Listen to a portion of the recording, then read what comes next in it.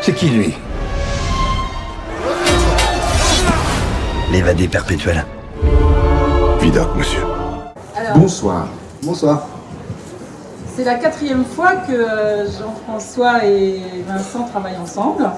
Si on compte que Mérine, c'était 2 films, oui. Voilà, c'est ça, on compte Mérine 2 films. Donc c'était il y a bientôt 10 ans.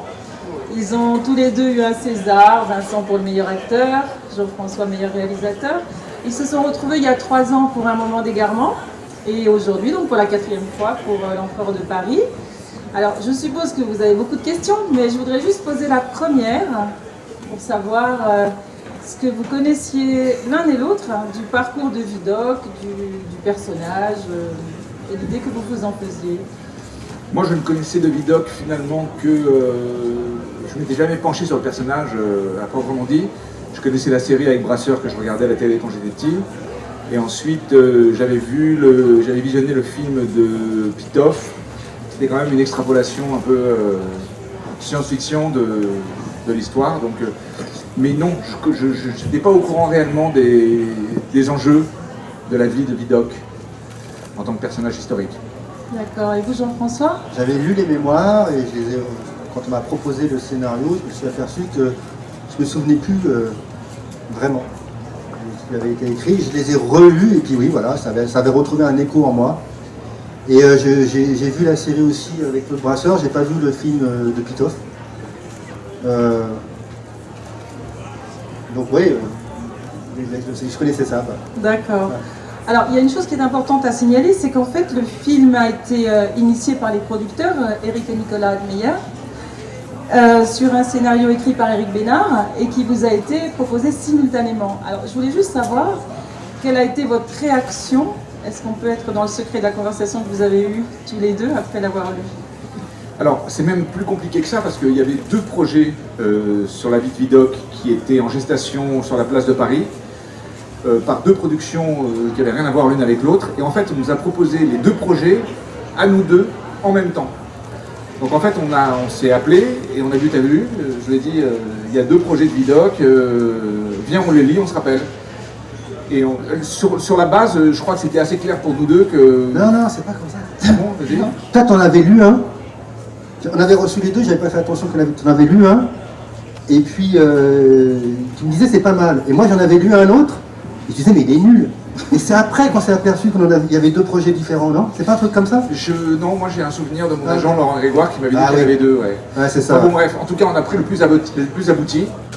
Mais ça paraissait assez évident tout de suite qu'il fallait le faire. On était ce personnage comme ça, un peu à la frange de la société, mi-voyou, mi-flic, ça nous a parlé tout de suite. Moi, je voyais assez vite, je dirais presque pas une filiation, mais en tout cas un rapport entre Mérine et Vidocq, et je pense que les producteurs l'ont proposé aussi dans ce sens-là. C'est-à-dire que tout d'un coup, le duo de Mérine pour faire Vidocq, c'était pas extravagant comme idée. Mais en même temps, on sait que l'un comme l'autre, vous n'aimez pas tellement vous répéter. Donc il y a forcément quelque chose chez Vidocq qui vous a intéressé, qui paraissait neuf à exploiter. Ah, oui.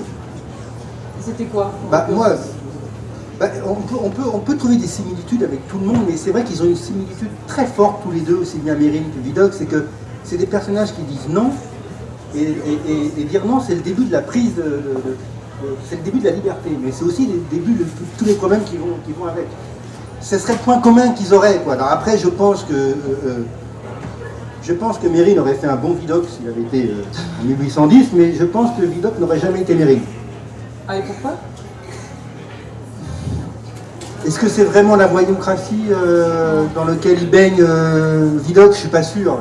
Il est vraiment connu pour ses évasions, mais c'est pas de la crapulerie. Il a fait des duels, des problèmes, notamment à cause des femmes qui faisaient des duels, des maris jaloux. Il est vraiment connu parce qu'il s'évade 27 fois de prison. 27. Ouais, voilà, il est vraiment connu pour ça.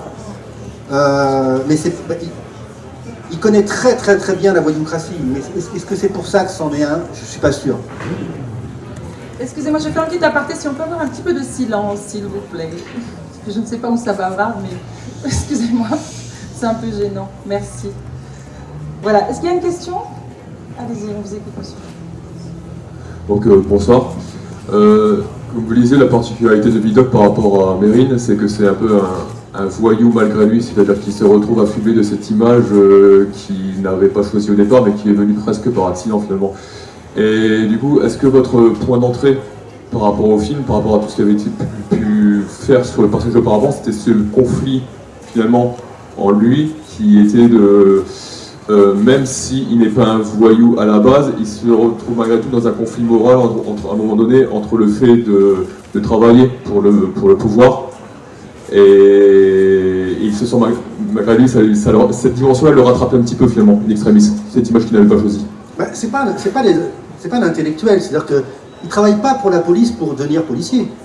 Il travaille pour la police pour avoir une lettre de grâce. Et d'ailleurs, ça serait même l'anti-Mérine, c'est que Mérine, si on devait faire un parallèle, c'est un personnage qui aime le chaos.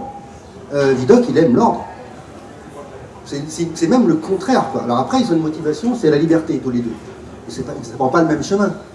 Mais à la base, quand il demande de travailler pour la police, c'est lui pour obtenir une amnistie, pour pouvoir recommencer une vie normale. Mais il va tellement bien réussir que son chef, en l'occurrence c'est Henri, au-dessus d'Henri c'est Fouché, ils vont dire bah non, on va s'en servir. Mais à la base, il combat pour sa liberté. Et d'ailleurs, sa lettre de grâce, il l'aura, mais beaucoup plus tard. J'aurais une autre question, c'est que le film est une reconstitution historique, mais j'ai trouvé malgré tout très sobre en fait de ses effets dans la reconstitution. Il y a notamment assez peu de musique en fait pour accompagner le film. Est-ce que c'était une volonté d'ancrer le personnage dans un univers réaliste, dénué en fait des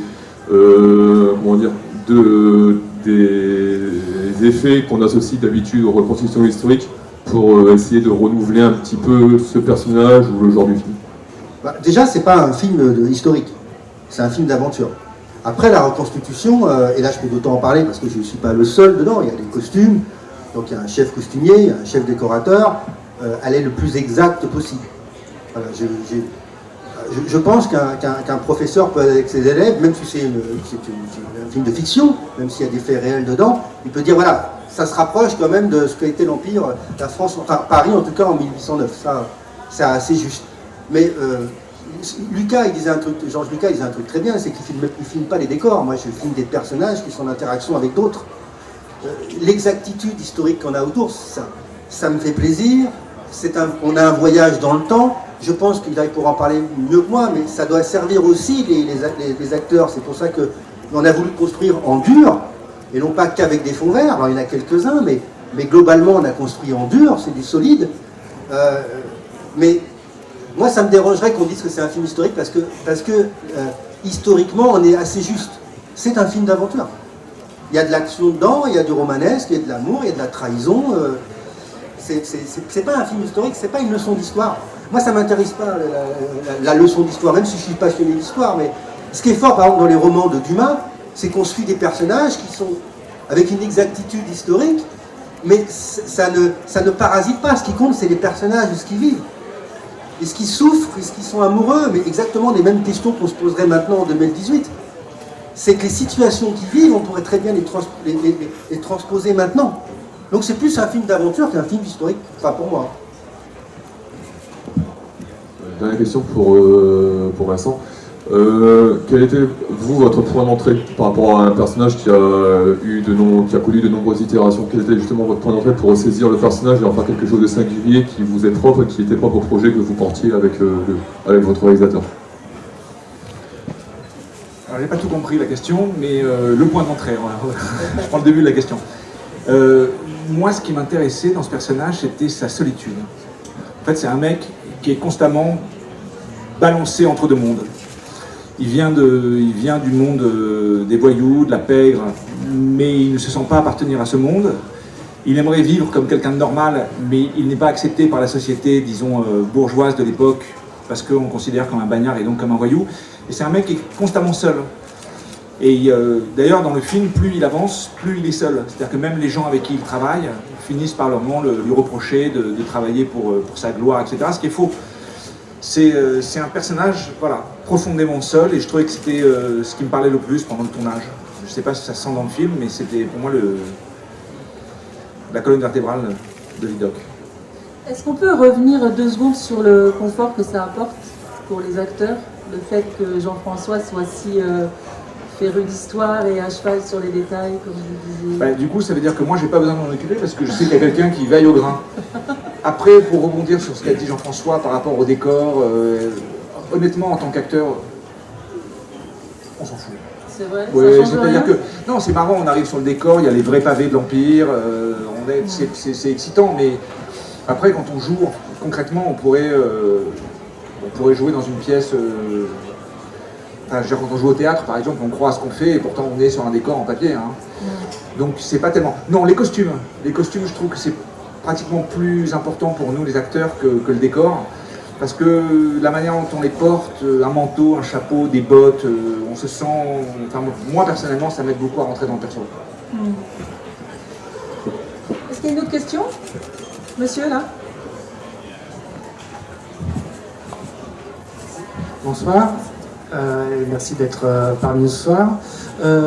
Moi, j'ai vu le film, j'ai pu voir le film ce matin, et ce qui m'a frappé dedans, c'est vraiment comment le film travaille toutes les questions autour de la moralité et du placement entre par rapport à la loi, c'est-à-dire que on a d'un côté votre personnage ou tous les personnages avec lesquels il s'allie, qui sont des malfrats, des brigands, des déshérités, qui se battent en gros à peu près tous pour retrouver leur honneur, et de l'autre côté on a le côté soi-disant bon de la loi, mais qui est peuplé d'intrigants, de courtisanes, de ça, dans ce monde qui est dans une espèce de chaos post-révolutionnaire avec le rôle de Bonaparte, de l'empereur sous l'Empire qui est censé, comme le dit le personnage de Fabrice Lucchini, un peu faire cohabiter tout le monde.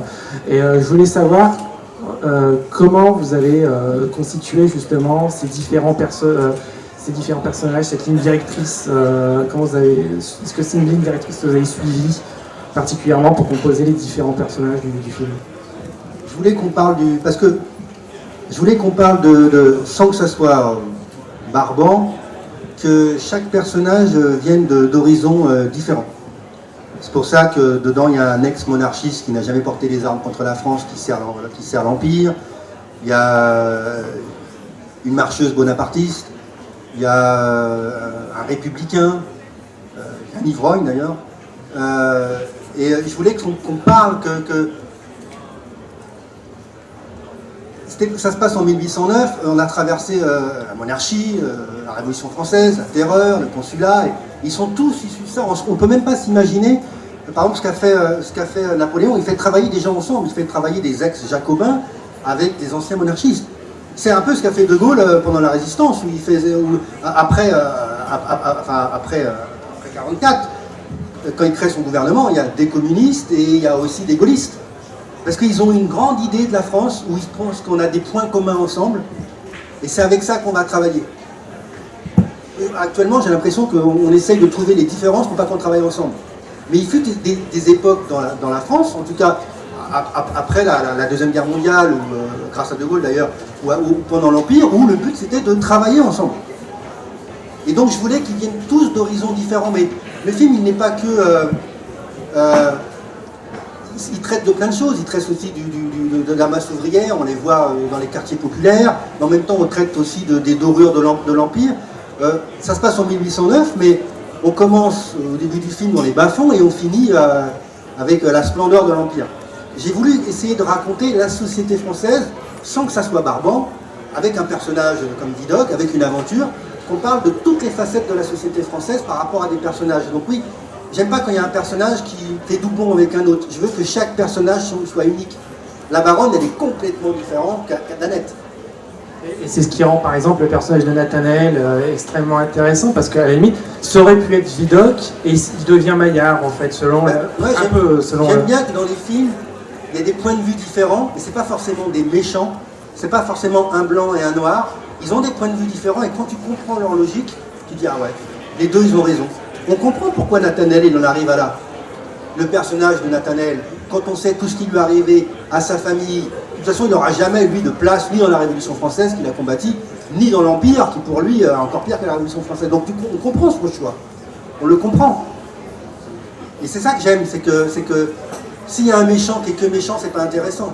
S'il n'y a pas d'humanité dans le méchant, c'est pas intéressant. Et s'il n'y a pas de noirceur dans le personnage principal, c'est pas intéressant non plus. Enfin, moi, je trouve. Et avant de passer le micro à quelqu'un d'autre, j'ai une question pour vous, Vincent. Il y a une scène que j'aime beaucoup, que vous partagez avec Fabrice Lucchini, où son personnage dit que Louis XVI et Robespierre ont fini par mourir, non pas pour ce qu'ils étaient, mais pour ce qu'ils symbolisaient. Et donc pour vous, Vidocq, il symbolise qui? Il symbolise quoi? Il symbolise, je dirais... Enfin, non, je reviens sur ce que vous disiez juste avant, en fait. C'est-à-dire qu'on peut être hors la loi et avoir raison. Tout d'un coup, je pense à Dilma Rousseff, au Brésil. Pendant la dictature, elle était considérée comme une terroriste. Et puis, 40 ans, 30 ans plus tard, elle devient présidente de la République. C'est-à-dire que tout dépend du contexte historique au moment où on fait les choses. Voilà. Donc, mais si Vidocq devait symboliser quelque chose, je dirais un besoin de liberté, surtout. Une autre question?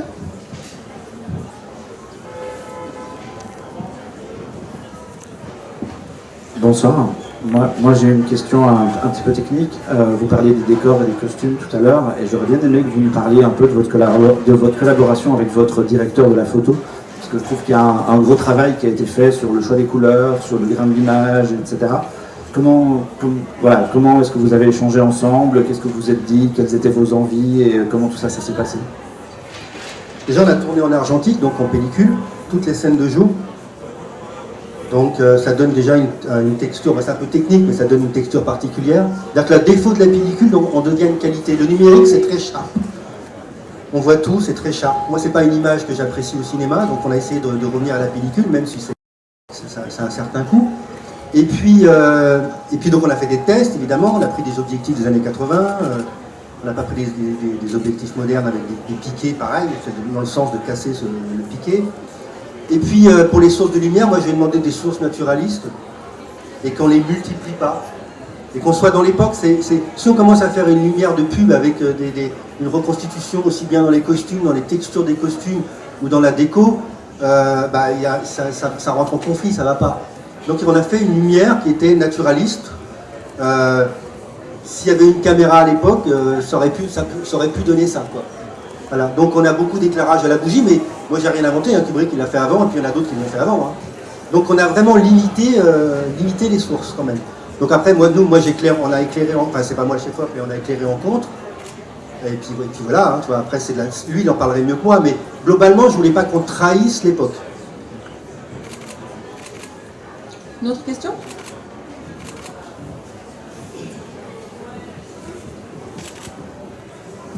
En fait, il y a assez peu de gens qui ont vu le film ici, là, hein, c'est ça. Ouais. Vous allez le voir après. Bon. Vous verrez pas sur qu'on vous dise trop alors. Ouais. Là, en l'occurrence, c'est une question qui dépasse un peu le film, mais vous faites tous les deux partie d'une génération qui a percé à la fin des années 90 et qui remettait un peu en question l'ordre établi du cinéma français à cette époque-là.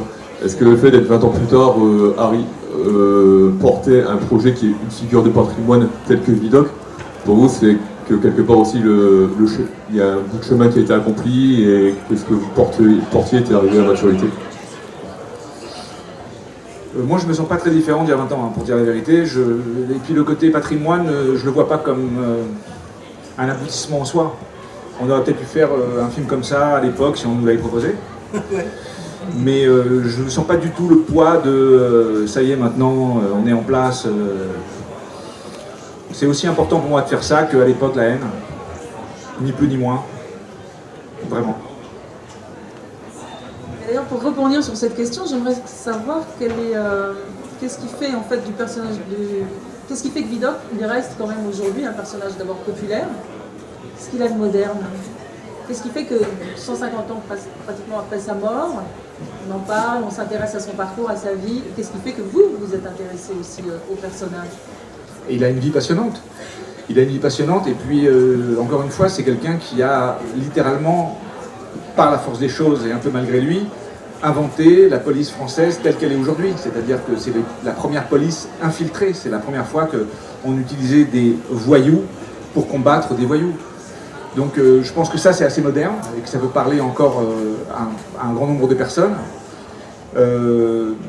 Et puis encore une fois, moi j'ai vraiment de l'affection pour ces personnages qui sont un peu pas clairs. C'est-à-dire que Vidocq, il y a des gens qui le détestent, il y a des gens qui l'aiment.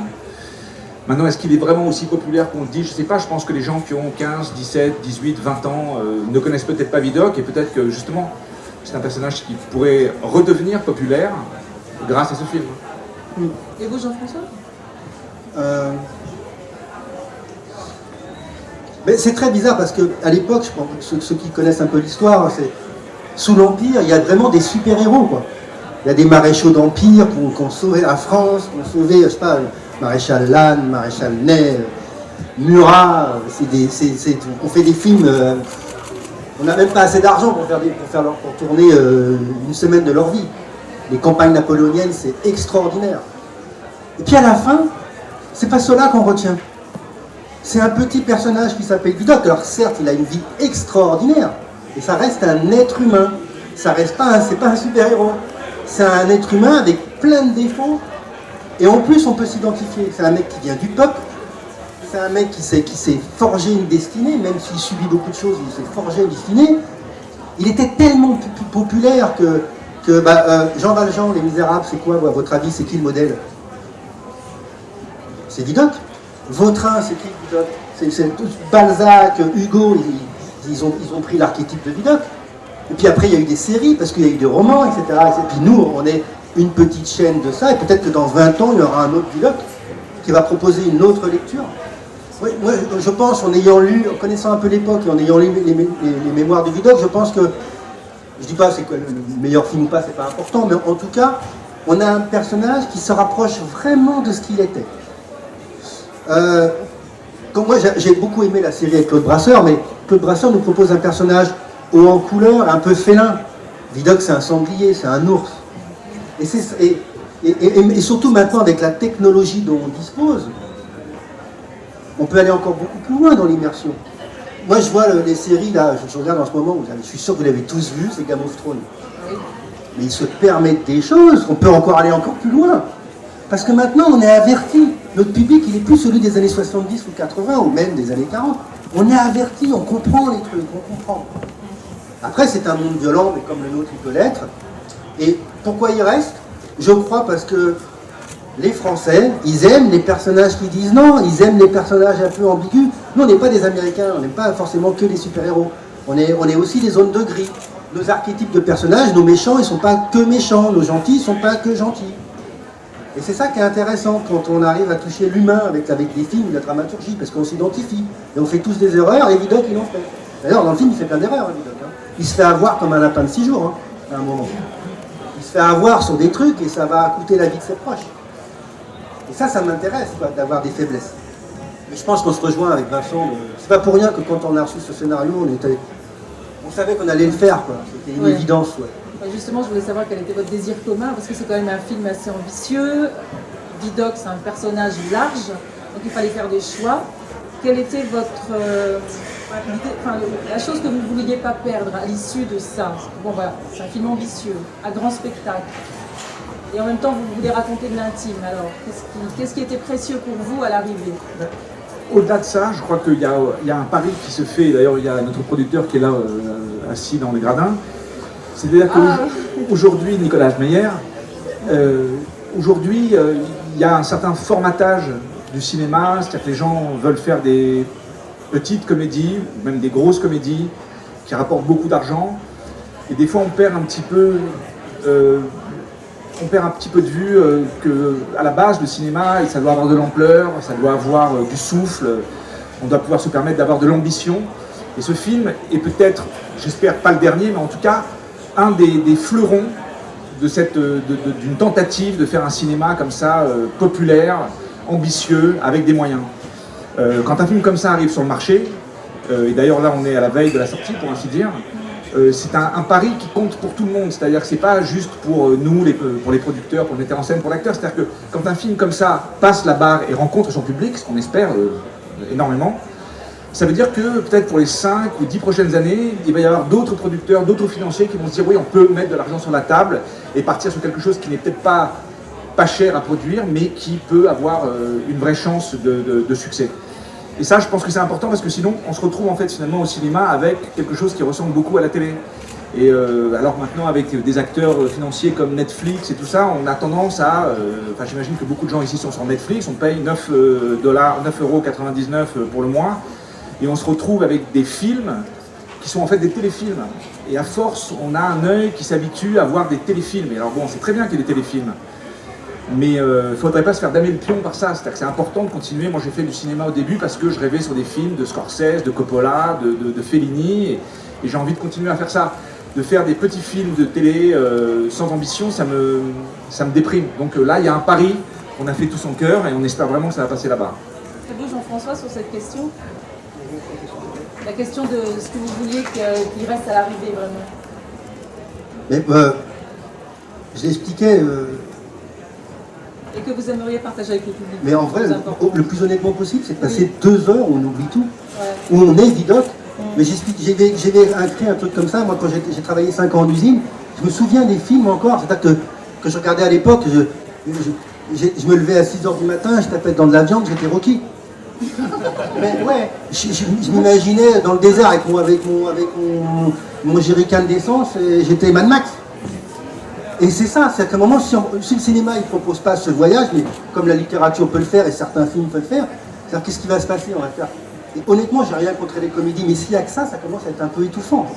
C'est simple, moi, je passe un scénario avec une comédie et mon nom, je suis financé en 2 jours. Mais c'est pas ça qui nous intéresse. Enfin, c'est bien d'en voir, mais s'il n'y a que ça, si notre cinéma ça devient que ça, on va mourir. Et en Italie, ils avaient un cinéma exceptionnel, il n'existe plus. En Allemagne, ils avaient un cinéma exceptionnel, il n'existe plus. En Italie? Oui, en Italie. En Allemagne, en Italie. Moi, je pense qu'on est en train de devenir ça. Si de temps en temps, il n'y a pas un film, alors, on a essayé de le faire avec Mérine, il y en a d'autres qui le font, il n'y a pas que nous. Nous, on essaye aussi de le faire avec l'Empereur de Paris. C'est bien que tous les 2-3 ans, il y en a un film qui nous dit « Ah, c'est possible ». Et d'autres producteurs prendront d'autres risques avec d'autres acteurs, et puis une jeunesse qui va arriver aussi. Moi, je crois à la jeunesse. Je réponds à la question si maintenant on était le patrimoine du cinéma. J'en sais rien. Moi, je me sens par contre différent. Mais c'est pas grave. C'est quand je me retourne, je veux voir les jeunes qui arrivent derrière, qui me foutent un coup de pied au cul. Moi, ça m'intéresse vachement. Je les attends, moi. Le prochain, La Haine, là, je l'attends, moi. Ça fait quoi? Ça fait 20 ans, 30 ans qu'on l'attend. Il est où? Maintenant, on a des caméras numériques, on peut faire des films comme ça. Et elle est où la jeunesse? On prenait des caméras à tourner, les gars. Il y a tellement de problèmes dans la société, moi je les attends. J'attends que ça. Qu'il y ait un jeune qui arrive avec un film et je me dis, waouh, c'est purée, il faut que je me réveille. Là.